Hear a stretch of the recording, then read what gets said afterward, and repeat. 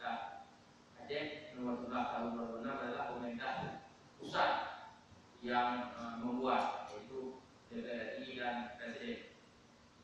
Yang kedua juga hasil daripada rekomendasi tadi, kita juga mendesak pemerintah Aceh dan DPR Aceh untuk membentuk badan percepatan implementasi MOU dan OPA.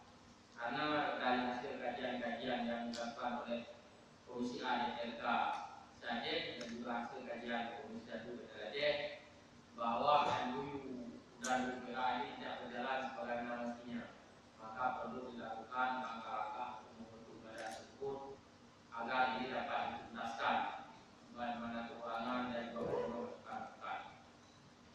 Yang ketiga, kita juga akan mengadakan pertemuan.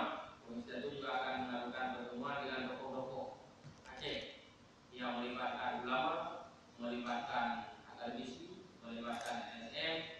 Kita akan undang Komisi 1 waktu dan jadwal sedang kita susun untuk menanyakan atau menerima masukan pendapat dari mereka tentang perdamaian, tentang MOU dan tentang OPA. Intinya yang kita lakukan adalah untuk menyatukan semua elemen yang ada di Aceh, bahwa kita Aceh ini harus bersatu, harus sepakat dalam hal MOU dan OPA, dan untuk mengadvokasi semua hal-hal yang menyangkut dengan politik atau langkah-langkah hukum untuk tuntaskan OPA dan perjalanan perdamaian dan sebagainya. Karena selama ini kita melihat bahwa pemerintah pusat tidak komit, ingkar terhadap perdamaian yang telah mereka tanda-tangani. Buktinya sampai hari ini kita dari hasil perjanjian tersebut, dari hasil UPA tersebut, dari hasil MOU tersebut, makanya baru berjalan 3. Yang pertama adalah dana khusus, yang kedua Bawaslu, yang ketiga adalah pada lokal.